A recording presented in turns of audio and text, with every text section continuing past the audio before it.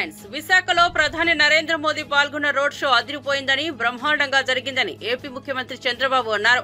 మన రాష్ట్రానికి చరిత్రలో మిగిలిపోయే రోజు అని అభివర్ణించారు. ప్రధాని చేతుల మీదుగా 2,08,548 కోట్ల విలువైన ప్రాజెక్టులకు శంకుస్థాపనలు, ప్రారంభోత్సవాలు చేశామని వెల్లడించారు. ఇలాంటి శుభదినం నా జీవితంలో ఆంధ్ర రాష్ట్ర చరిత్రలో మొట్టమొదటిసారిగా జరిగిందని తెలిపారు. రాష్ట్ర అభివృద్ధిలో అండగా ఉన్న ప్రధాని మోదీ, ఉప ముఖ్యమంత్రి పవన్ కళ్యాణ్ కు కృతజ్ఞతలు తెలుపుకుంటున్నానని పేర్కొన్నారు. 57% ఓట్లేశారు. 175కు 164 సీట్లు గెలిచాం. 25కు 21 పార్లమెంటు గెలిచాం. ఈ రోజు మిమ్మల్ని చూస్తే భవిష్యత్తులో కూడా ఎప్పుడు ఈ కాంబినేషన్ ఆంధ్రప్రదేశ్ లో ఉంటుంది. నరేంద్ర మోడీ గారు దేశ రాజకీయాల్లో ప్రధానమంత్రిగా ఉంటారని చెప్పి కూడా నేను మీకు తెలియజేస్తున్నా. మొన్ననే మన ఎన్నికలు అయిన తర్వాత హర్యానాలో ఎన్నికలు జరిగాయి, మహారాష్ట్రలో ఎన్నికలు జరిగాయి.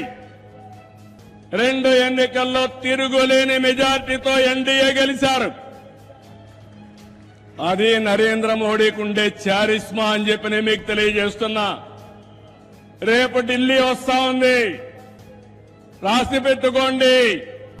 గెలవబోయేది ఎన్డీఏ. దానికి కారణం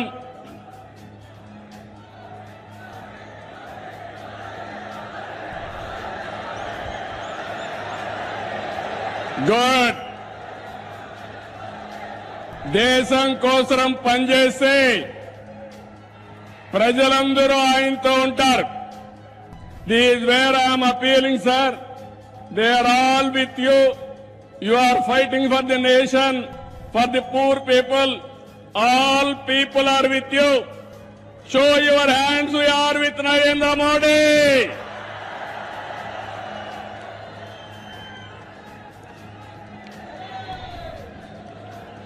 ఈ రోజు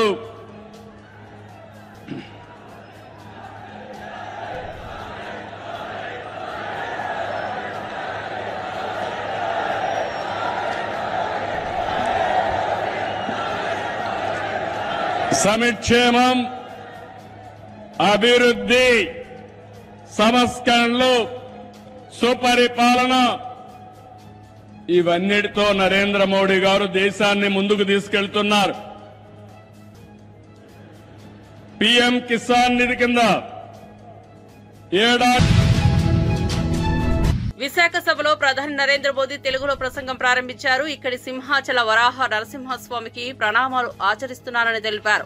ఏపీ ప్రజలకు మనస్ఫూర్తిగా కృతజ్ఞతలు తెలుపుకుంటున్నట్లు వెల్లడించారు. తాను 3వసారి ప్రధానిగా ఎన్నికవడంలో ఏపీ ప్రజలు చూపించిన ప్రేమాభిమానాలు మరవలేనివని అన్నారు. చంద్రబాబు ప్రసంగంలో ప్రతి మాట వెనుక భావం అర్థమైందని, ఏపీకి సంబంధించి ప్రజలు ముఖ్యమంత్రి ఏ విధంగా అయితే విశ్వాసం చూపిస్తున్నారో ఆ విశ్వాసానికి ఎక్కడా భంగం కలగకుండా మీ లక్ష్యాలన్నింటినీ సాకారం చేసేందుకు కృషి చేస్తానని మోదీ స్పష్టం చేశారు. नेता अभिनेता डिप्टी सीएम पवन कल्याण जी, केंद्र सरकार में मेरे सहयोगी मंत्रीगण, राज्य सरकार के मंत्रीगण, सभी सांसद और अन्य विधायकगण, अन्य गणमान्य नागरिकगण, भाई और बहनों, आंध्र प्रजला प्रेमा मरियु अभिमानानकी నా కృతజ్ఞతలు, నా అభిమానాన్ని చూపినచే అవకాశం ఇప్పుడు లభించింది. मैं सबसे पहले सिमाचलम वरालक्ष्मी नरसिम्हा स्वामी को प्रणाम करता हूं. ఆంధ్రప్రదేశ్ గవర్నర్ శ్రీ సయ్యద్ అబ్దుల్ నజీర్ గారు, జననేత ముఖ్యమంత్రి శ్రీ చంద్రబాబు నాయుడు గారు, నేత మరియు అభినేత డిప్యూటీ సీఎం పవన్ కళ్యాణ్ గారు, కేంద్ర ప్రభుత్వంలో నా సహచర మంత్రులు, రాష్ట్ర మంత్రులు, ఎంపీలు, ఎమ్మెల్యేలు మరియు ఇతర ప్రముఖులు, సోదర సోదరీమణులు, ఆంధ్రప్రదేశ్ రాష్ట్ర ప్రజల ప్రేమ మరియు అభిమానానికి నా కృతజ్ఞతలు. నా అభిమానం చూపించే అవకాశం ఇప్పుడు నాకు లభించింది. ముందుగా మన సింహాచలం వరాహ లక్ష్మీ నరసింహస్వామి వారికి నేను నమస్కరిస్తున్నాను. साथियों, आप सबके आशीर्वाद से 60 साल के अंतराल के बाद देश में तीसरी बार एक सरकार चुनी गई।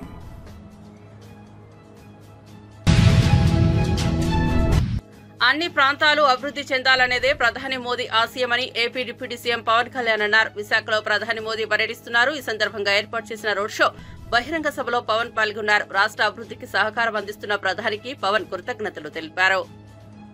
కానీ ఒక సదాశయంతో, ఒక సత్సంకల్పంతో ఇంకొకరు కన్యాకుమారి నుంచి కశ్మీర్ వరకు ప్రజలందరితో మమేకమై వారందరినీ ఏకతాటిపైన నడిపిస్తే అది ఆత్మనిర్భర భారత్ అవుతుంది. అదే కన్యాకుమారి నుంచి కశ్మీర్ వరకు ప్రజలకి వారి పరిసరాల శుభ్రత యొక్క బాధ్యతను తెలియజేస్తే అది స్వచ్ఛ భారత్ అవుతుంది.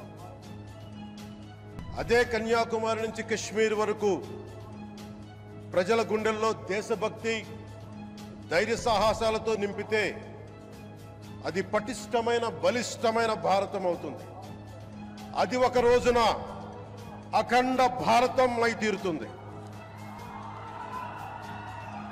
ఒక బలమైన భారత్ కోసం, ఒక దృఢమైన దేశం కోసం, జగత్తంతా వసుదైక కుటుంబం అనే భావన కోసం 4.5 దశాబ్దాలుగా పరితపిస్తూ, పరిశ్రమిస్తూ ఆ దారిలో ఎదుర్కొన్న ప్రతి పరాజయాన్ని, పడ్డ ప్రతి అవమానాన్ని నవ్వుతూ స్వీకరిస్తూ, వాటినే విజయాలకి ఇంధనంగా వాడుకుంటూ, దేశాన్ని అభివృద్ధి పథంలో నడిపిస్తూ, భారతదేశాన్ని ప్రపంచంలోనే 3వ బలమైన ఆర్థిక వ్యవస్థగా తీర్చిదిద్దేలా నడిపిస్తున్న మన ప్రియతమ ప్రధాని, మన గౌరవ ప్రధాని శ్రీ నరేంద్ర మోదీ గారికి నా తరపున 5 కోట్ల మంది ఆంధ్రప్రదేశ్ ప్రజల తరపున నా హృదయపూర్వక నమస్కారాలు.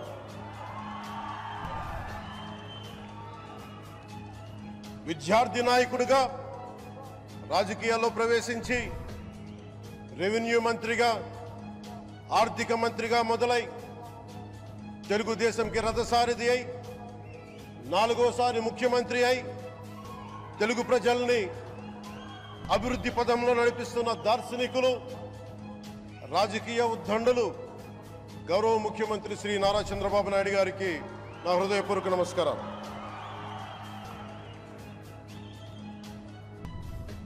తోటి మంత్రివర్గ సహచరులైన ప్రతి ఒక్కరికి, నారా లోకేష్ గారికి, ఎన్డీఏ కూటమి శాసనసభ్యులకి, నాయకులకి. తిరుమలలో ఈ నెల 10 నుంచి 19 వరకు వైకుంఠ ద్వార దర్శనాలు కల్పిస్తున్న సంగతి తెలిసిందే. ఈ దర్శనాల కోసం తిరుపతి, తిరుమలలో టోకన్ల జారీకి టీటీడీ ఏర్పాట్లు చేసింది. అయితే భక్తులు ముందుగానే టోకన్ల జారీ కేంద్రాల వద్దకు భారీగా తరలి వచ్చారు. ఈ క్రమంలో తిరుపతిలోని శ్రీనివాసం, బైరాగపట్టెడ, సత్యనారాయణపురం వద్ద గల టోకెన్ జారీ కేంద్రాల వద్ద భక్తుల మధ్య భారీగా తోపులాట చోటు చేసుకుంది. పెద్ద సంఖ్యలో భక్తులు సొమ్మసిల్లి పడిపోవడంతో వారిని తిరుపతిలోని రుయా ఆసుపత్రికి తరలించారు. వారిలో చికిత్స పొందుతూ 6 మృతి చెందారు. వారిలో 5 మహిళలు ఉన్నట్లు గుర్తించారు. ఈ ఘటనపై స్పందించిన అధికారులు ఘటనా స్థలాలకు చేరుకుని పరిస్థితిని చక్కదిద్దేందుకు ప్రయత్నిస్తున్నారు. వైకుంఠ ద్వార దర్శనం, టోకెన్ జారీ కేంద్రాల వద్దకు అదనపు పోలీస్ బలగాలను తరలించారు.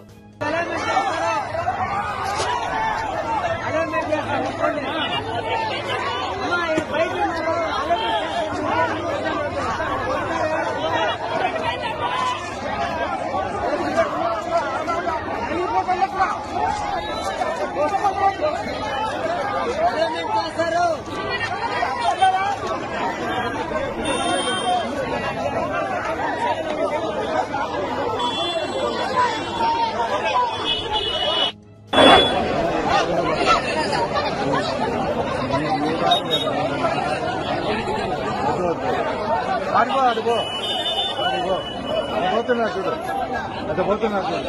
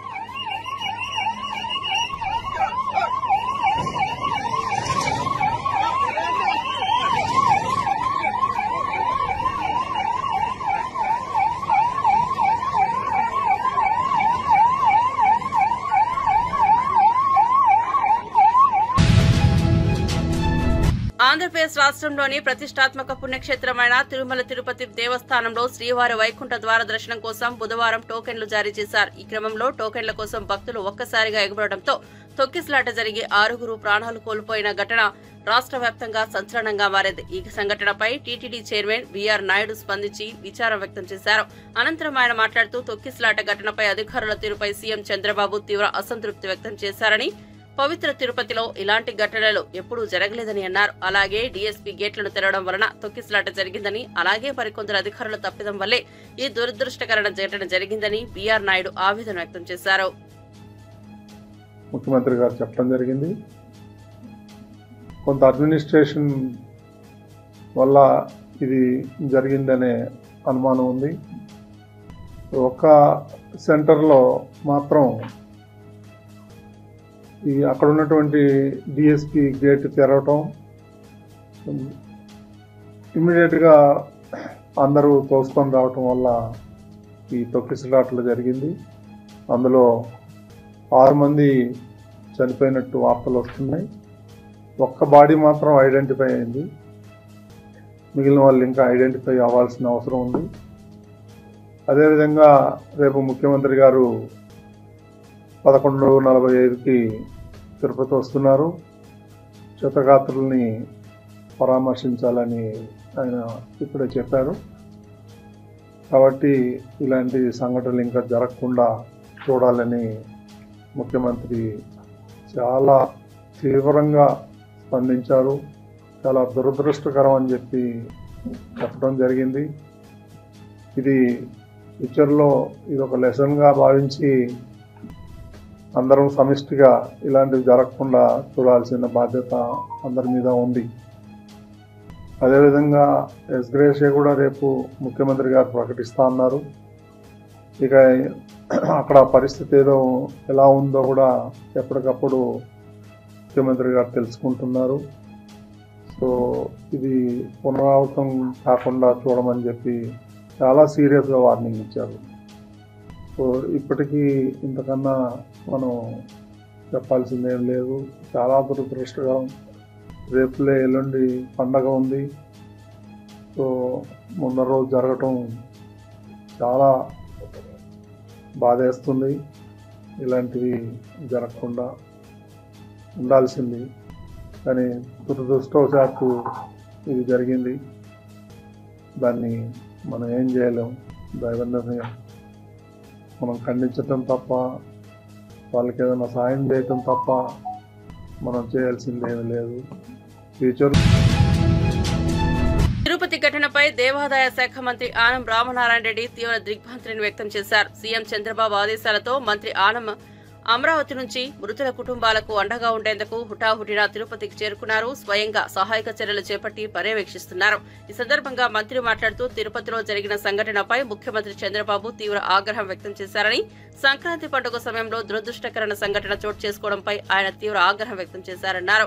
ఘటనకి కారణమైన అధికారులపై చర్యలు తీసుకోవాల్సిందిగా సీఎం ఆదేశించారని, దీంతో టీటీడీ పోలీస్ అధికారులతో సమీక్షిస్తున్నామని మంత్రి తెలిపారు. వైద్య సౌకర్యాన్ని ఏర్పాటు చేస్తున్నామని జిల్లా అధికారులు, తిరుమల ఈవో గారు ఇద్దరు చెప్పడం జరిగింది. వారందరికి కూడా ఇదే ఆదేశాలు ఇచ్చాం. ముఖ్యమంత్రి గారి ఆదేశాల మేరకు ప్రతి ఒక్క భక్తుడికి స్వామివారి దర్శనం సజావుగా సాగాలి. పూర్తి స్థాయిలో అన్ని రకాల భద్రతా ఏర్పాట్లు కానీ, అన్ని రకాల సదుపాయాలను కానీ తిరుమల తిరుపతి దేవస్థానంతో రాష్ట్ర ప్రభుత్వం, జిల్లా అధికార యంత్రాంగం కూడా కలిసి పనిచేయాలని చెప్పి వారందరికీ చెప్పడం, ఇప్పటికే ఆ చర్యలు తీసుకోవడం జరిగింది. రేపటి నుంచి అన్నీ కూడా దగ్గరుండి పర్యవేక్షించడానికి కూడా ముఖ్యమంత్రి గారు ఆదేశాలు ఇచ్చారు. ఈరోజు ఒక దురదృష్టకరమైన సంఘటన తిరుపతి నగరంలో జరిగింది. మరొక 24 గంటల్లో ప్రారంభం కాబోతున్నటువంటి ముక్కోటి ఏకాదశి ఉత్సవాలు శ్రీ వెంకటేశ్వర స్వామి సన్నిధిలో భక్తుల యొక్క తమ దర్శనార్థం ఎంతోమంది, లక్షలాది మంది ఇవాళ తిరుపతి, ఇవాళ రేపు స్వామివారి దర్శనానికి తరలి రావడం జరుగుతుంది. ఒక దురదృష్టకరమైన సంఘటన అక్కడ జరిగింది. తొక్కిసలాట, 6 మంది భక్తులు, వివిధ ప్రాంతాల వాళ్ళు చనిపోవడం కూడా జరిగిందని చెప్పి కలెక్టర్ గారు, ఎస్పీ గారు చెప్పడం జరిగింది. అన్ని రకాలుగా ఏర్పాట్లు చేయమని, భక్తుల యొక్క మనోభావాలను కాపాడడానికి, భక్తులు అందరూ కూడా స్వామివారి దర్శనార్థం వారికి అన్ని సకల సౌకర్యాలను ఏర్పాటు చేయమని ఇప్పటికే ప్రభుత్వం, రాష్ట్ర ముఖ్యమంత్రి శ్రీ చంద్రబాబు నాయుడు గారు ఆదేశాలు ఇవ్వడం జరిగింది. కానీ ఇది ఒక దురదృష్టకరమైన సంఘటన ఈరోజు తిరుపతిలో సాయంత్రం జరగడం, దీని మీద చనిపోయినటువంటి కుటుంబాలకు, ఆ వ్యక్తులకు ప్రగాఢమైన సానుభూతిని తెలియజేస్తూ వారిని పరామర్శించడమే కాదు, రేపటి నుంచి జరిగేటువంటి ముక్కోటి ఏకాదశి కార్యక్రమాలను కూడా పర్యవేక్షించడానికి గౌరవ ముఖ్యమంత్రి గారి ఆదేశాల మేరకు మరి నేను, రాష్ట్ర రెవెన్యూ శాఖ మంత్రి శ్రీ అనగాని సత్యప్రసాద్ గారు, అలాగే రాష్ట్ర హోంశాఖ మంత్రి శ్రీమతి అనిత గారు అందరం కలిసి తిరుమతికి. గతంలో చీకటి జీవోలిచ్చి పాలించారు. గజ్వేల్, సిరిసిల్ల, సిద్దిపేట మీ సొంత నియోజకవర్గాలకు నిధులు తీసుకెళ్లి దోచుకుని రాష్ట్ర ఖజానా ఖాళీ చేశారని పరిగి ఎమ్మెల్యే రామ్మోహన్ రెడ్డి అన్నారు. రైతులు వరి వేస్తే ఉరి అని కేసీఆర్ అంటే ధాన్యంకు బోనస్ ఇచ్చిన సీఎం రేవంత్ రెడ్డి నీ లొట్ట పీచు సీఎం అంటావా కేటీఆర్? మీ హయాంలో పరిగి ప్రాంతాన్ని విస్మరించారు. మీరు కనీసం రేషన్ కార్డులు కూడా ఇవ్వలేదు. మేం రేషన్ కార్డులతో పాటు సన్న బియ్యం పేదలకు ఇస్తాం. స్థానిక సంస్థల ఎన్నికల్లో బీఆర్ఎస్ వార్డు మెంబర్లు కూడా గెలవరు. అన్నింట్లో కాంగ్రెస్ విజయం సాధిస్తుంది. ప్రజలు సంతోషంగా ఉన్నారు. మీరు దోషులైతే లోపలికి వెళ్తారు, నిర్దోషులైతే బయటకు వస్తారు. సీఎం రేవంత్ రెడ్డి మీద విమర్శలు చేస్తే కేటీఆర్ ను కాంగ్రెస్ కార్యకర్తలు బయట తిరగనివ్వరని రామ్మోహన్ రెడ్డి విమర్శించారు. మేమేదైతే 6 గ్యారెంటీలు ఇచ్చినామో అన్నింటినీ కూడా అధికారంలోకి రాగానే మహిళలకు ఆర్టీసీ బస్సులో ఉచిత ప్రయాణం కల్పించడం, అదే విధంగా 2 లక్షల రూపాయల వరకు రుణమాఫీ చేస్తాం 15 ఆగస్టు కల్లా అని చెప్పినాం.